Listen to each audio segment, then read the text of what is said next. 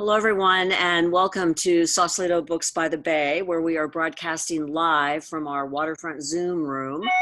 I'm Cheryl Popp, and I want to thank you all for joining us this afternoon for our virtual happy hour event series with Joan Ryan and John Shea. Since this is a Zoom webinar, you are all muted. I'm sorry, but I would encourage you to submit questions at the bottom of your screen. There's a Q&A box. There's also a chat box. And when we finish our conversation, we will be happy to answer all those questions. We're very excited to have Joan and John with us this afternoon. They are both outstanding award-winning journalists who have also distinguished themselves by authoring books. They're book authors as well. They're both local Marin County authors. We love our local authors. Joan's right here in Sausalito with us. John's up in Novato. So it's always exciting to host local authors. Joan, I'm going to do a brief intro on both of them. Joan was one of the first female sports columnists in the country. So not only did she break through the glass ceiling, but into the locker room as well, you could say. It was very impressive. She wrote for the Chronicle for 22 years. I think I have the numbers right. She has been the San Francisco Giants media consultant for 12 years. And she's authored 5 books, including the one we're going to discuss a little bit later. One of those books was a very interesting portrayal. It was called Little Girls in Pretty Boxes. And it was pretty much, I won't say an expose, very groundbreaking book about the making and breaking of elite figure skaters and gymnasts. And it was, by the way, named one of the top 50 sports books of all time by Sports Illustrated. So that's an honor. The book that we're going to discuss today is her recent novel, and it is just as groundbreaking, in my opinion. It is Intangibles: Unlocking the Science and Soul of Team Chemistry. It is a fascinating read, in my opinion, whether you're a sports enthusiast or not, because it's a very in-depth look at the science and social forces behind team chemistry and how it can make or break team performance, not just in professional sports, but it translates into how we function in our own teams, family, friends, business colleagues. So as I was telling John and Joan, I am not a big nonfiction reader, as many of you know, but I could not put her book down. I found it very, very compelling. John Shea has also been very embedded in the world of baseball for, I think we were saying, almost 4 decades. So, and that includes being the national baseball writer for the San Francisco Chronicle. And he also has been quite prolific and has authored 4 baseball books, including Rickey Henderson's autobiography, Off-Base Confessions of a Thief. I love that title. His most recent book is 24, Life Stories and Lessons from the Say Hey Kid. We all know that's Willie Mays. John has known Willie for many years and collaborated with him on this great read, which in my mind is sort of part memoir because there are paragraphs that Willie pens in his own words, but it's also, to me, it was sort of a walk down baseball's memory lane. It was just fabulous. I am not a super avid sports fan, not so much to the point where I can quote you batting averages, but take me to the ballpark. I love the game. And I grew up in the Bay Area listening to Giants games, San Francisco Giants games, in my backyard on my transistor radio. Do you remember those? To take myself further, I was listening to the great Willie Mays at bat. So he was everyone's hero in the Bay Area, everyone's, including a little girl. So rather than me go on and on about their books, I'm going to ask them to each tell you something about their books. And we're going to start with Joan. If you could just sort of summarize the essence of your book, how do you explain it to someone if you're trying to convince them to read it? How would you do that? What would you say? Well, first, Cheryl, thank you so much for hosting us here. It was great to, it's right down the road from me. It's a shame that we can't be together in person, but I know that will definitely happen. Let's make a date for next year when the paperback comes out. We both get, John and I and all the rest of us, we formed this group called the Pandemic Baseball Book Club, because all of us, kind of down on our luck writers with our books coming out right in the teeth of the pandemic, kind of got together and decided, well, let's help each other promote books rather than be competitive with each other. And so, John and I want to get a shout out to our fellow members of the Pandemic Baseball Book Club, and you can follow us on Twitter. So got that out of the way. But as far as my book, I really, what fascinated me about sports, I was not, and still am not, a statistics person, or, who was the best third base, I'm not interested in that. I was always interested in the relationships, and I was interested in the characters, and I really didn't set out to be a writer. But when I ended up in the sports section, partly because I think the best writing in any newspaper is in the sports section, and the caveat of that is some of the worst writing in a newspaper is in the sports section. But what I loved about writing about sports was writing about the people. And so I was always fascinated, and back in the late 80s when I first started with baseball, because I was in Florida and we didn't have any baseball, except for spring training. And watching those Giants, I was with the A's too, but, watching those Giants teams in the late 80s form and that weird sort of fractured, or it should have been fractured, clubhouse where you just had these, groups of guys, what we called the God Squatters, and then the carousers, and, the Latin American players and the African American players. And it shouldn't have worked, and it worked beautifully. And I loved watching them. And so I was always fascinated with, how they melded. And it did seem like it mattered when teams really were committed and supportive and bonded. So I went to the 20th reunion of the 1989 Giants National League championship team. And, and those guys still loved each other. You could just see it. They still loved each other. And that was 2009. And that's when I started really thinking about, well, what is this thing called team chemistry that, Michael Lewis and all the analytics guys just dismiss out of hand?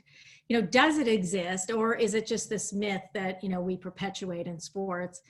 And if it exists, what is it? And then how does it affect performance? Because why even talk about it if it doesn't affect performance? So that's what got me on this road of just digging in and digging in and digging in.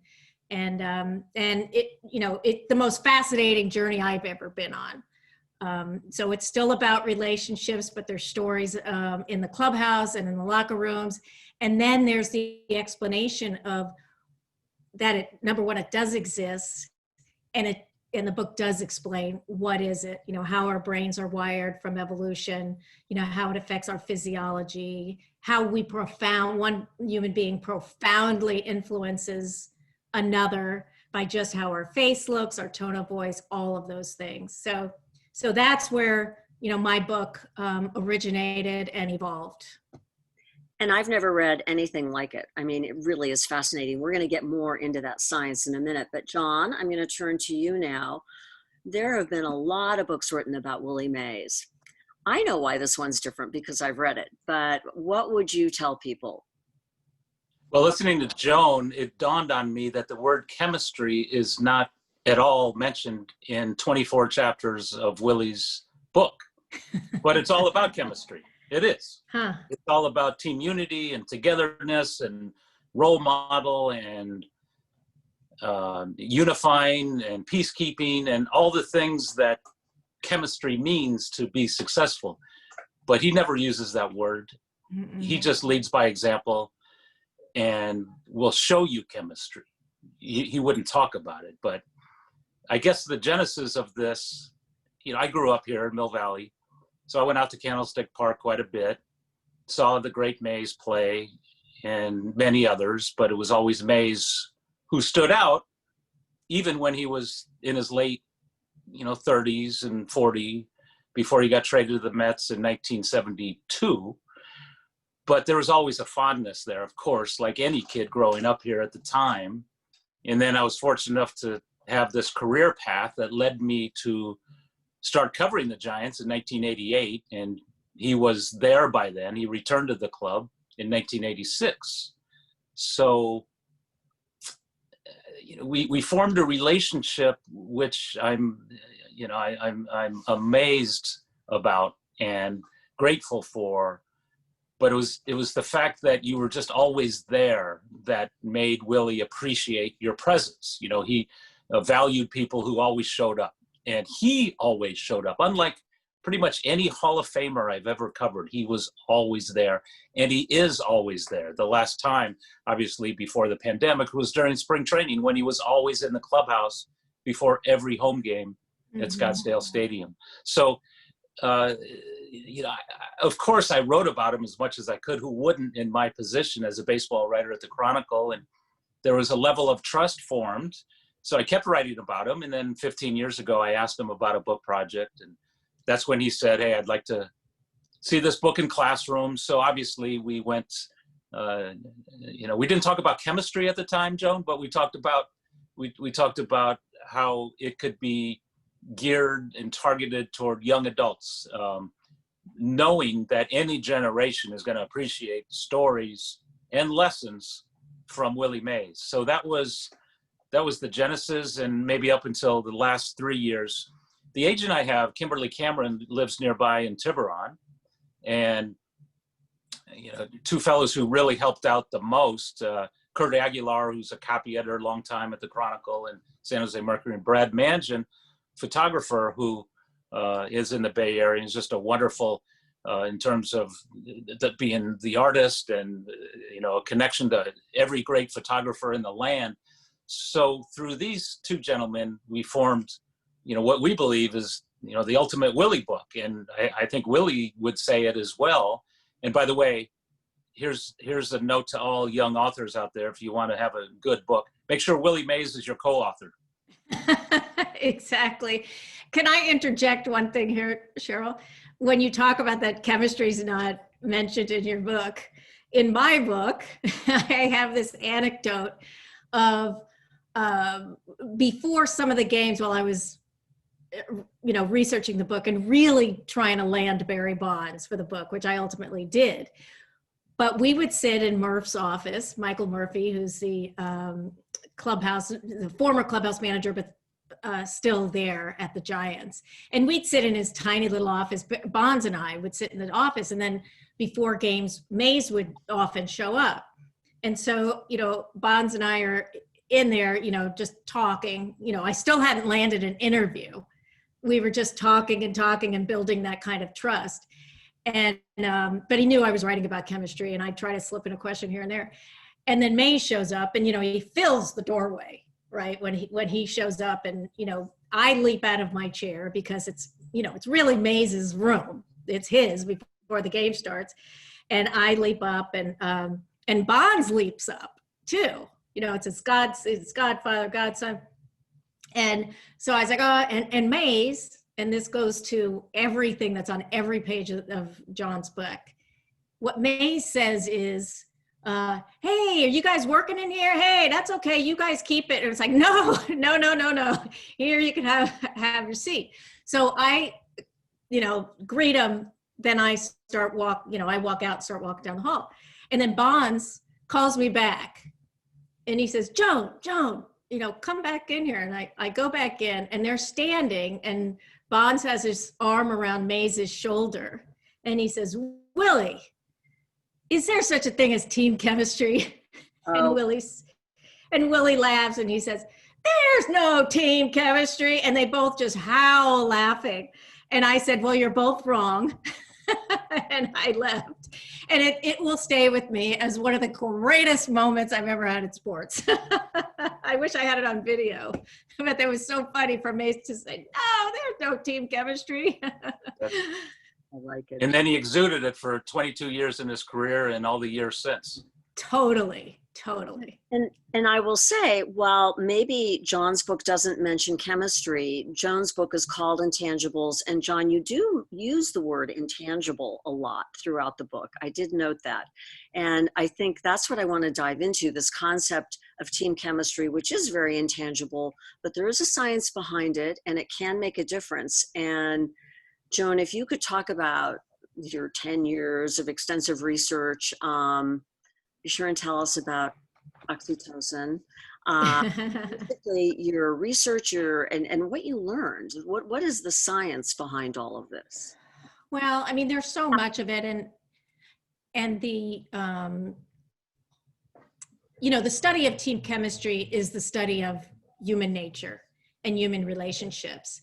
And so one of the things I learned, you start from the beginning, right, is our brains. Everything about us obviously comes from here, no matter what it is. And so how our brains over 3 million years grew and grew and grew and grew until our brains are larger in proportion to our bodies than any creature on earth. And I always assumed, when I read that in biology class, that it's to house all that intellectual wiring. And it wasn't. I mean, what takes up all that extra room is all our social wiring.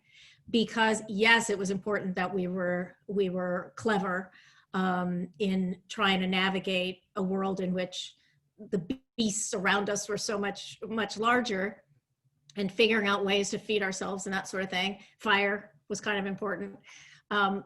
But we had to connect with each other as tribes in order to actually survive.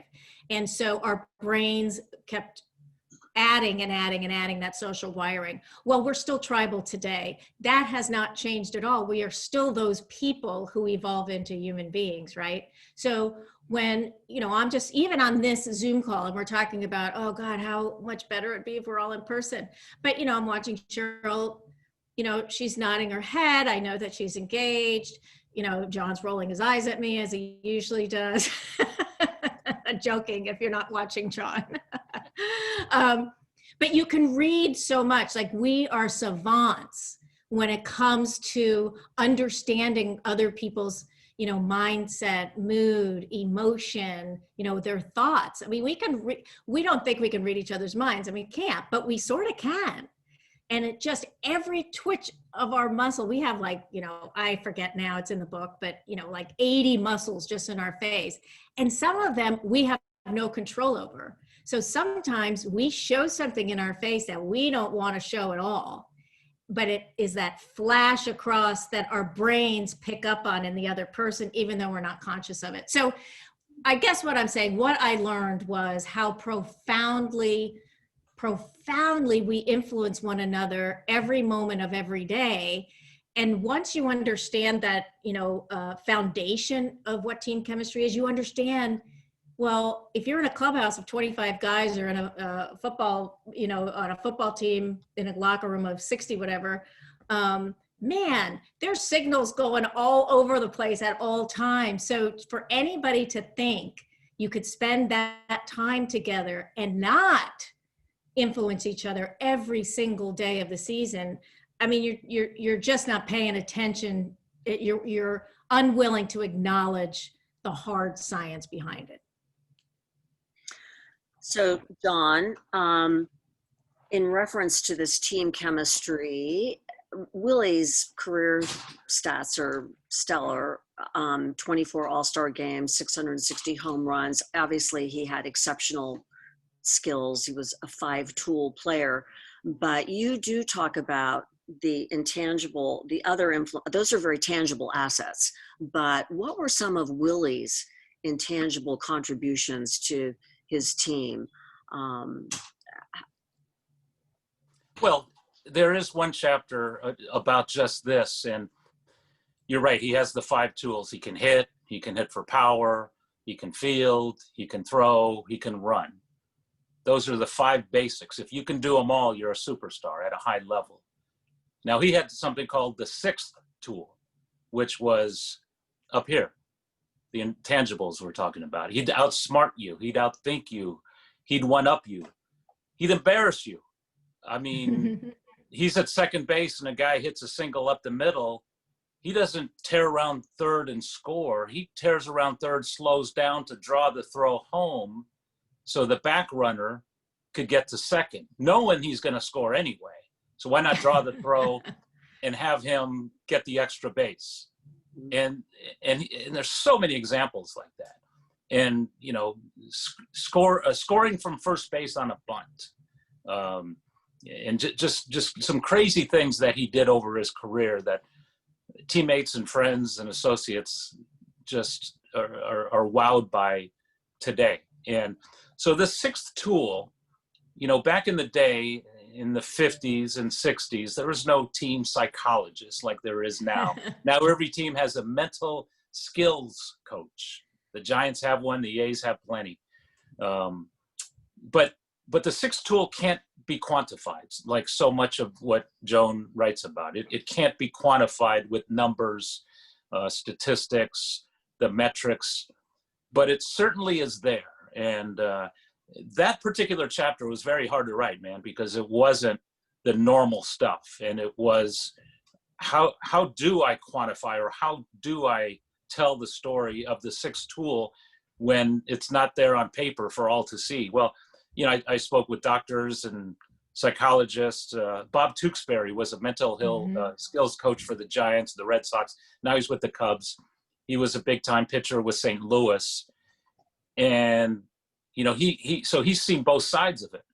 And, you know, one great line, he said, you know, the greats like Mays go up to the plate, and if they're 0 for 2 in their first 2 at-bats, you know, the normal person would say, you know, I hope I get a hit. You know, guys like Mays would go up there and says, I'm due for a hit.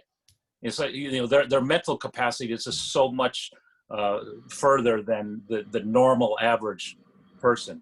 So, you know, not until the 90s when John Smoltz, the great pitcher for the Atlanta Braves, came around and brought in a personal psychologist, did this actually, you know, become a thing in baseball. And now, you know, players have hitting coaches and, you know, pitching coaches on the side. They have their own shrinks. They have everything that you could imagine. And, you know, you're not ashamed of it anymore, like maybe you were in Willie's time. It was mental weakness if you had to go to somebody else to work on, to ask about your mental game. Now it's a strength. It helps you. But in Willie's time, he was the guy. He was the first African-American captain in baseball history in the early 60s, appointed by the manager Alvin Dark. He was the guy, you know, to break up that, you know, the biggest, you know, one of the biggest fights in history when Juan Marichal took the bat over Johnny Roseborough's head at Candlestick Park in a heated moment in Dodger Giant lore. And it was Mays, of all people, who just grabbed Roseborough's jersey and hauled him over to the Dodger dugout, one giant in a sea of Dodger blue. It was Mays who did that. And so many examples of him, you know, preventing a mutiny on Alvin Dark's Giants, when a lot of the minority players who were bent out of shape because they imagined the manager as a racist who divided the team, who wouldn't let the Spanish speakers speak Spanish in the clubhouse, of all things. And 3 of them were brothers, the Alus. So it was Mays who, in a hotel in Pittsburgh, got them all together and said, hey, you're not playing for the manager. You're playing for us. You're playing for the team. We got a good enough team. Let's get, you know, to the postseason. And so, you know, behind the scenes, he did an awful lot. And that's all part of the sixth tool that's explained throughout, that Willie might have been one of the best ever, not among the 5 tools, but the sixth tool really set him apart. And I think that sixth tool, that team chemistry, which Joan writes so brilliantly about, it has been around a long time. I mean, the military's been using some of those strategies. You even bring up, Joan, I think the OSS during World War II, and that there was like sort of psychological warfare that they were waging as well. But I think the great thing about your book, Joan, is that you've really kind of put it in, it's in clinical terms, talking about, you know, how the brain functions and the oxytocin and how touching is important, and oxytocin is like the love hormone, and it just generates all these great feelings. But you also lace that clinical science with a lot of stories. And one of them, if you could talk about, I think Aubrey Huff is one that comes to mind, but you also have just, you were so involved with that team for so long, and you just would see these changes and these transformations, even though we didn't have a name for it, maybe. Can you talk about that a little? Right. I mean, the Aubrey Huff thing, and I said, you know, John and I both cracked a smile at his name because, oh my God, he's just such a loser. You know, I mean, he is like a cretin, you know, really is, and is only getting worse. And so I have a chapter about him in the book, or at least he's the centerpiece of that chapter, because it showed so in 2010 he comes in to the Giants, and you know, Giants never won a World Series in San Francisco, and Aubrey Huff was a scrap heap guy. They try to trade or sign, you know, somebody else, but they, you know, everything fell through, so they end up with Aubrey Huff. So he comes in, has a terrible reputation. He can swing the bat, but he has a terrible reputation as a bad teammate. You know, the last to the park, first to leave, a complainer. You know, all of it. So he shows up, but he's pretty charismatic, actually, and he can put on. You know, he can be the good Aubrey Huff too. So he came in, a lot of young guys on that 2010 team, and you know, long story short, they don't really know much about him. You know, he's fun, and he's clubhouse funny. You know, there's funny and then there's clubhouse funny, and he was clubhouse funny. And so he was entertaining and all the rest of it. So these guys trusted him. You know, they showed a lot of trust in him as a veteran, and that culture that year, actually, he responded to that by being trustworthy and actually being a leader. And I didn't believe it, even by the end of the season and years after, you know, until I started looking at it. And the players were telling me, you know, in retrospect, oh, you know, Huff was the leader. Because I couldn't figure out, well, who's the leader of that clubhouse? Buster Posey's too young. And everybody kept saying Aubrey Huff, and then later on Pat Burrell, who came in. And I was like, there's no way he was the leader of that clubhouse. And I finally went to Buster Posey, and I said, so Buster, you know, was Aubrey Huff really the leader of that clubhouse? And, you know, I said it just like that. And he said, why are you saying it like that? And I said, because he's just such a creep. And Buster said, he kind of was taken aback. And he says, no, he was the leader. I don't know why you're saying that. I'm like, oh, okay, well, all right. So then I believed it. So I wrote a whole chapter on how a culture could change somebody like Aubrey Huff into an actual leader. And he did have an impact. He was never like that before. He was never like that afterward, even though he was still with the Giants. Never again was he like that. And so you can just tell how, you know, again, how profoundly that particular group could affect this one human being and really just flip them on its head. And I just wanted to point out one thing when John said, when Willie said, you're playing for us, you know, with Alvin Dark, you know, you're not playing for him. That is the core of chemistry. Like, he was such a great leader in saying that, you know, and that's the military, Cheryl, you were referring to. The military was all like, we're on that battlefield, we're playing for each other. We're not playing for, you know, God or country or anything else. And that's when you got something. When everybody on the team is playing for each other and they become that just us. This is just about us, like the Warriors were. And you talk about that, just us, that whole concept in your book. You also talk about archetypes. You profile different archetypes. Can you talk about those briefly? And then I'm going to ask John which one he thinks Willie was. Yeah. I also want to find out from John when, you know, with those Giants teams, and, you know, we could go with whichever, you know, 10, 12, or 14. Because you know the team, you know, even better than I do. So the archetypes are, I got to remember, I don't have, okay, the sage. So the wise guy, you know, not the wise guy, but the guy with wisdom. The kid, the spark plug, the warrior, the enforcer, and the jester. Is that 7? Buddy. And the buddy. So when you think about Giants teams, would you be able to kind of name who were those players? And you could just pick. Yeah, absolutely. It's like 10, 10, 12, or 12, and 14. 14, and also 93, which probably was a better team than any of those. Yeah. Um, and yeah, absolutely. But you're going over the list, and Mays is a 5 tool player, but he might be a 7 archetype player as He, well, he, because he he fit the is. mold for every one of those. He was a kid, and then he became the enforcer. So everything in between, he was really. I know. I mean, you could write chapters on each one of those with Mays and why he was, because he was so well-rounded, and it had not to do with everything he did between the lines, but what he did and how he communicated and got people together and organized things and joked with the opposing team. I mean, the jester, he would crack people up on it, across the way, on the bases with the Dodgers, or during the batting cage with the Dodgers, or visit the clubhouse of the Dodgers, and nobody would do that. McCovey told me about how he wouldn't say a word about the around the cage. He just never said anything. It's just all focus. He was a quiet man anyway.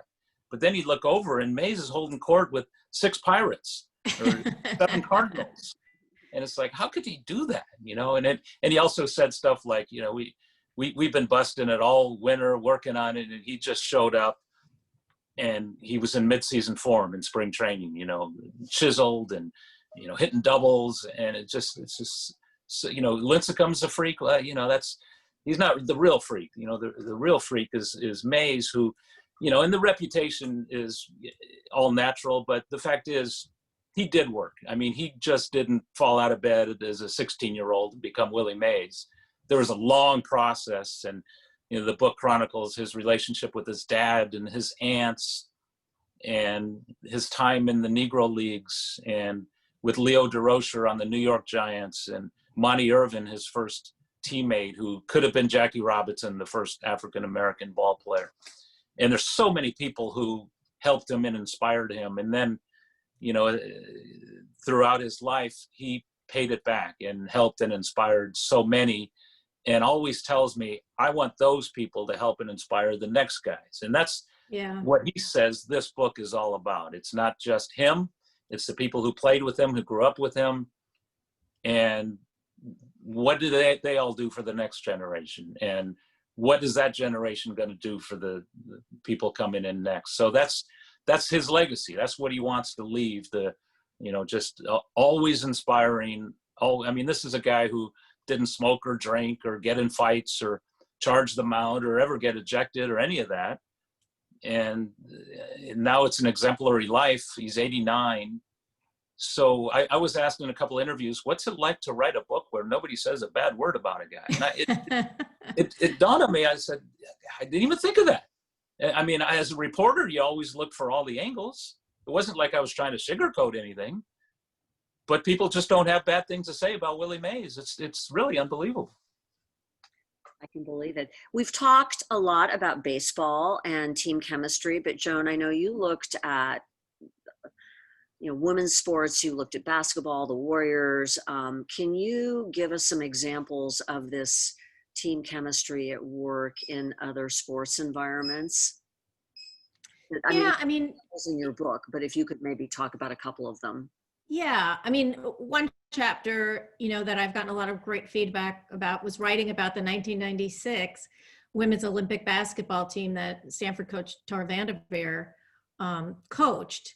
And it still to this day is the greatest women's basketball team ever. And it was kind of a case study in team chemistry because, Tara and everybody who was on that team had to take a year out of their lives. They decided, okay, we're going to train for a year for the Olympics because the USA women's basketball team had kind of fallen a little bit on hard times, and it's our game. So they spent a year, and it was women who played professionally all over the place because there was no league here. So they're all in Europe and over in Australia. And so they had to come together as a team, and it wasn't easy because each one was a star in her own right. And Tara was really, really hard on them. And so they spent a year together and playing other teams, other national teams, playing college teams. And they would all finish practice and go there and basically go back to their rooms because they just didn't really know each other. They knew of each other, but didn't know each other that well. And one of the ways they bonded, and this is sort of the entire reason for boot camp in the military, is that it's so hard and you can't stand your drill sergeant so much that you bond over that. Hardship is a great way to quickly bond people. And so those women did start to bond over Tara because she was insane. I mean, she was so tough on them.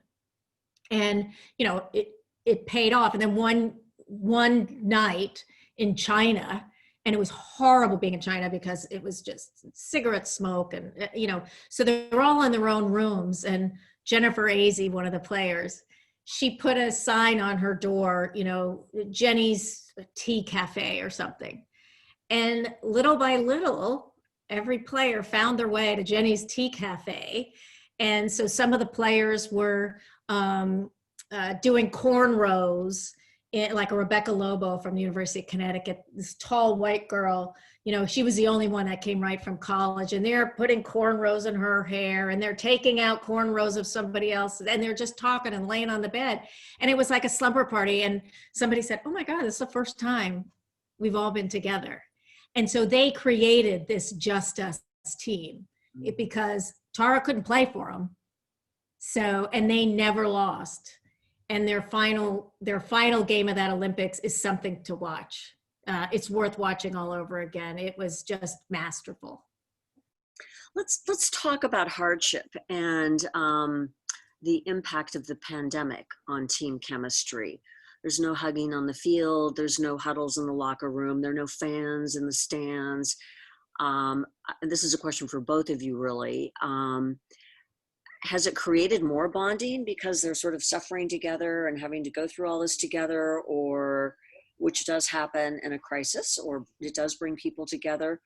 Or have the oxytocin levels plunged so dramatically that it's kind of hard for them to get as psyched and to have that team chemistry? What have you seen in the last 6 months? Well, John, that's more for you. Yeah, I could speak to it because I'm out at the ballpark every home game, and it's the oddest thing you could ever imagine. Instead of 40,000 people in front of you, there is nobody. Some cutouts, some pumped in music, and it's just the weirdest thing. If you a year ago imagine this, you would have been insane to even think of this. And so it's wonderful to be part of the very few who could actually go to these games. There's only maybe a dozen people in the press box.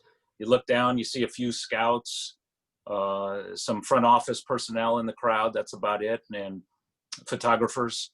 But otherwise, it's the players. And you make a good point. It's like the NBA has a big bubble for the whole league. Every baseball team is its own bubble because they do travel. They go on their own plane, and they often stay in their own hotel, though sometimes they have to mix in with common folk. They can't get the whole hotel, but they're on their own bus to the ballpark, bus back to the hotel. So if you don't get along in that environment, you'll never get along because it's forced, it's organized, it's forced, it's friendship. It's if you're not in the big team-wide clique, you're going to be singled out. That's why it's so important for the veterans to tell the young guys, don't go bar hopping, because you can bring the virus back to our clubhouse and ruin our season. Mm-hmm. I mean, this is serious stuff. So it's just unlike anything I've ever witnessed, and it's forced bonding. You have to bond. You can't not bond because you'll get kicked off the team. I mean, they can't have you unless you're all in. So unlike any other time in history, You know, before you could come and go, you show up as you please, you leave as you please, you go into your own world. But now, especially in the NBA, where everyone's in that bubble, you go into your opponent's world, your teammates' world. And baseball, not so much, but once you show up, you got to be all in, or else you're all out. And it's going to show in the standings. It's going to show with the headlines, you know, positive test. It's going to show, you know, a guy got cut from the team, even though he was one of the best players. It's going to show. Yeah. Want to add to that? Yeah. I mean, what John is describing is that they have to 100% trust each other, because they are going home and coming back in, you know, unlike the NBA and the NHL. So they have to be 100% committed to each other, as John said. And so trust, you know, that is the core of every relationship on earth. And it's certainly the core of team chemistry. You know, you have to trust before you can bond, right? You don't bond with anybody you don't trust. And when you trust, you can bond. And then if you're bonded, you can commit to each other, because you're not going to commit to anybody that you're not bonded with, right? Why am I going to commit myself to you? And then that is what then eventually affects performance, because we trust each other, we're bonded with each other. And the most important thing is that we're committed to each other. And that makes us perform better. And, you know, Jake Peavy, you know, had the best line of the book, really. And, you know, of course, I buried it in the middle of it, but it is the best line in the book. He said, when I asked Jake, you know, well, why does team chemistry matter to you? You know, because we were talking about how team chemistry elevates performance. That's team chemistry's only function, is to elevate performance. And I said, you know, you're already given 100% out on the field. If anybody's watched him pitch, right? You know, he is given 100%. And I said, so why do you need the influence of team chemistry? And he said, my teammates bring out a fight in me I can't willingly summon for myself. So it shows that, you know, that yes, I'm giving 100 as much as I can give, but then I step out on the field with those guys. And it's the same in the military. You know, you have to be bonded and committed to one another to perform at the level. Those soldiers have to perform under unbearable stress, and they're still performing. And every single one of them will say, the only reason I stayed out there was for my fellow soldiers. And team chemistry on a sports team is a version of that. That's the dynamic that's happening. Thank you. Another. I was just reminded of one thing we're talking, Joan, is back in the 60s when Willie got a little older, he cared for his teammates so much that there were stories told by his teammates that even though he didn't want to go out, he knew there were a couple of carousers, and he agreed to play cards with them into the night so they wouldn't go out and carouse. Even though he didn't want to. And he often cleaned up anyway in those games. But that was an example of him caring so much that he did stuff he didn't want to do for the sake of the team. That now you have to do that if you're in a bubble. It's forced on you. Right. It's interesting. That's a great, good story. Another timely topic, for better, well, for worse, is in your book, John, you talk a lot about the discrimination that Willie faced coming from the Negro League and coming into the bastion of white baseball, the systemic racism that existed in those days. And unfortunately, it's an issue that we're clearly still dealing with today. And I don't know if you can speak for Willie, but I think I know what he would say or what you have written about. What does he think about the current state of affairs, and what brings to mind the bullying story of him as a little boy with a sandwich also, but and sort of lumping a lot of stuff in there? You know, Willie always fought racism on his terms, and he was criticized for it, including by Jackie Robinson, who was so much different than Willie. He came up, played in the Negro Leagues, was in the military. Not until his late 20s did he sign with the Dodgers. Not until he was 28 did he break in with the Dodgers. he's from California, married Rachel. I mean, he had it all, everything. I mean, he was the perfect guy for that moment in time. Willie graduates from high school. A year later, he's a center fielder for the New York Giants in the Polo Grounds. So, he's from the Deep South, the Jim Crow era. His father told him early on, said, hey, don't say too much, be your own guy. Don't get in trouble. Don't, just be a good teammate, respect the game, respect the opponents. And all these things he always lived by. So in 1964, Jackie wrote this book, an oral history on the integration of baseball. And he got all the guys from the era, white and black, to chime in, including Elvin Dark, but so many others. And Willie wouldn't do it because it wasn't his thing. He just never preached, never marched. But Jackie called him out in the book. And that's all I knew about it. And for the book, I said, okay, let me dig a little deeper to see how accurate all that is. Did Willie really not do enough for the African-American cause, is what Jackie was saying. So I went back and interviewed Joe Morgan and Reggie Jackson and even Hank Aaron, who's 3 years younger, and Maury Wills and McCovey and Cepeda and these guys, Frank Robinson, and Bill Clinton. I interviewed presidents for this book, so, artists, musicians, because everyone has a Willie Mays story, right? And they all said, and Bill Clinton, who was instrumental in the civil rights movement in the 60s, they all said that wasn't true about Willie. And they all cited examples. The next generation of African-American ball players all had tales to tell about how Willie pulled them aside, led by example, was the guy who guided me through the turbulence of the 60s. And I said, wow, this has never been said. And Willie said, I don't care. I don't care what people think. I know what I did. And I said, man. And they all tell me these stories. And I said, oh my God. So it's almost like writing new history. We all know about his exploits on the field. But now, the stories can be shared of what he did for so many people off the field. Anyway, so I mean, it goes on and on, the examples of what he did, and and uniting teams and peacemaker and all that stuff. But it's even to this day, he fights racism on his terms. You won't see him giving speeches, but you'll see him donated to causes. You'll see him calling people, visiting people, helping young kids.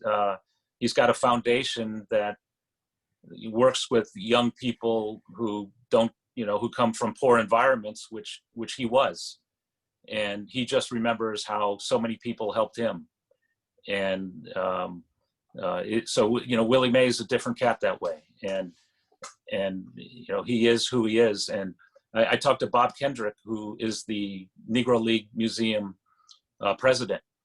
And he talks about how, we're all different, and we all have our battles and fight our battles the way we see fit. Mm-hmm. And Willie, ever since he was a young boy, did it his way. The example you cited about the bully, when he was in school, a kid would pick on him every day and steal his lunch. And he went to his dad and said, what do I do? Do I beat up on the guy? He said, no, don't beat up on the guy. He said, here's what you do tomorrow. He says, give him your lunch, give him your sandwich, and ask for half of it back. In other words, his dad is telling him he might not be a bully, he might be hungry. So, from there, Willie gave it to him, took half of it back, and they became friends. So it's pretty amazing stuff. It's, the book that John has written is a lot about baseball, but it's also about these life lessons, and that Willie was brought up to sort of turn the other cheek and to be the peacemaker. And I think it's brilliant that he wants it to get into the schools, because I think it could be very influential with a lot of kids. One of the events I'm hosting on October 1st, I'm partnering with an organization called No Bully. We're doing an educational forum because, in fact, even today, 1 in 3 students are bullied by their peers. And if you're a minority, it's 2 to 3% greater chance of that happening. And we're putting together a recommended reading list, and I'm going to make them, and we're going to put this on it because I think Good. there's so many of those great life lessons that translate. So it's wonderful. I'm going to switch gears a little bit now. Just to interrupt, I'm sorry, Yeah, but sure. Bill Clinton's line to me was, Willie Mays made it absurd to be a racist. Mm. And what he meant by that was the indelible images you saw. And, you know, he wasn't booed at Ebbets Field or Dodger Stadium. He was cheered everywhere. The Giants led all teams in attendance in the 60s, and it was because of him. Willie Mays made it absurd to be a racist. And what he meant by that was not the words, as Clinton said, it was the actions were oftentimes more important than the words. And if he could change somebody's mind by his actions, like a bigot who shows up and stands and cheers and then goes home and looks in the mirror, so what the hell I just do? I'm cheering for a black man. And then maybe that changes his mind. I mean, maybe all of a sudden he turns away and realizes his idiocy. And you know, that's what Mays did, I think, maybe for a generation or two. Yeah, a huge gift to all of us, really. So I'm switching gears just a little bit as we start to wrap up here and go to Q&A. Joan, you have been truly a pioneer in sports journalism for women. You've covered every major sporting event, from the Super Bowl to the World Series, the Olympics, championship fights. I would like to know, for the women listening, what motivated you to break into this predominantly male enclave? It must have been daunting. And what was your experience, since we're talking about discrimination a little bit here? Well, I never set out to do this. I never set out to be a writer. You know, I majored in journalism to be an editor. I was super, super introverted, and I couldn't imagine, you know, being a writer. But I loved journalism. But, you know, I got my first job at the Orlando Sentinel. You know, I started a day after I graduated from University of Florida. And, you know, one of the early things, and then, you know, I'm in the newsroom for a year or so. But then I thought, well, I better have some writing experience if I'm going to move up in the world of journalism. And like I said, you know, I thought the best writing, you know, in the paper, and the worst writing in the paper is in the sports section. So, you know, I said, all right, you know, I'll do sports. And, you know, before I knew it, I was in the sports section. And I didn't know at that time, you know, that I was going to be the first woman who'd ever been in the Orlando Sentinel sports department. But it was in the early 80s, so it was still fairly new. But there were a lot of, you know, there were definitely other women sports writers around the country. But so anyway, one day I was sent out to cover a United States Football League, a USFL team game against the Orlando Renegades and the Birmingham Stallions. And I, of course, got the short straw because I was the young, you know, cub reporter. So I had to cover the Birmingham Stallions, and a former NFL player named Joe Cribbs, you know, had broken his hand or something. So I knew I had to write about him. So I go down to the locker room, and I had very little experience in locker rooms by this point. I mean, maybe the Tampa Bay Bucks or the Miami Dolphins or something briefly. And so I get there, push open the door, and you know, and John, you know this, that most locker rooms and clubhouses, especially clubhouses, but that where you enter the locker room is you're walking right into the path of the showers are on one side and all the lockers are on the other. So you're walking right in where they're going back and forth, you know, buck naked. So I push that open, and I just need to talk to Joe Cribbs. And you know, there's like, you know, sound, and they're talking and all that stuff. And then it went silent when they saw me standing there. And then it just erupted. And you did feel like a kid on a playground, you know, and they're yelling. I can't even remember what it is. Your mind just goes blank. And I was the least equipped person, as being so introverted.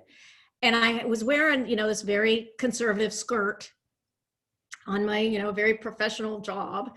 And I'm really asking, where is Joe Cribb's locker? Because I was on deadline. And I feel something start to move up my leg.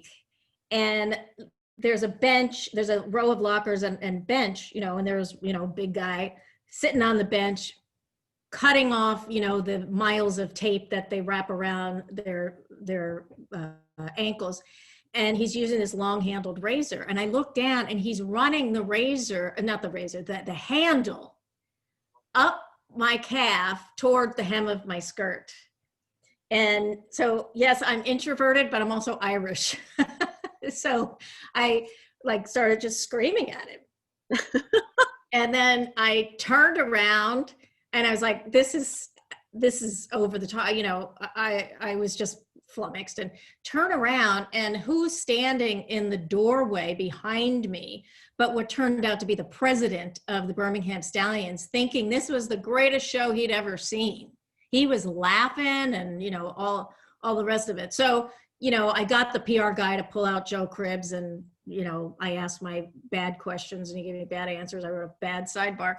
But what happened was I, never aspired to this, and that changed everything.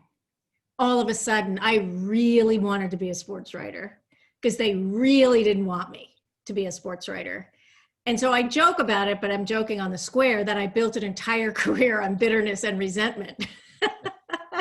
But it really worked for me. So that was really what launched me into my career. It's like, I'm super competitive. And it was like, nope, I'm staying. I'm sure that there are many more stories you could tell, and we'd probably this protection plan. But I think it has changed, yes. Oh yeah, and the best thing is now I'm on the other side because I work for a team, and we had a couple of guys in 2010. You might guess who they are.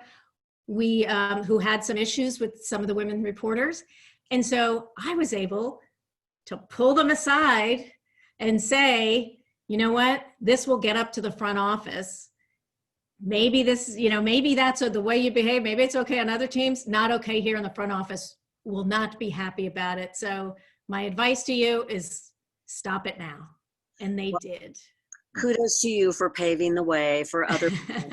I know you've won all sorts of awards and recognition for your pioneering. I think one of my favorites is that you were named a woman who could be president by the San Francisco League of Voters. I like that. Well, and now we know anybody could be president. That's right. That's right. Yeah. I want to move to Q&A, but I want to give you both an opportunity. Is there anything more you would like to say about your books, about team chemistry? This is your opportunity. Well, I know that Joni's book, I thought I did a lot of research. I interviewed more than 200 people and spent more than 100 hours with Willie for the sake of the project. And, like it was 15 years in the making. And then I read Joni's book. I said, oh my God, I didn't do anything. This is amazingly researched. I marveled over how it so smoothly transitions from, the ball field to the biology lab and back. And the Bonds Kent chapter is worth the price of the book. And all Giant fans think they know, but you don't know until you read that chapter. It's excellent. It's great stuff, because Bonds and Kent, everyone thought, I won't give it away, but we can imagine that, they just didn't like each other, and they were bad for each other, and that couldn't have been further from the truth.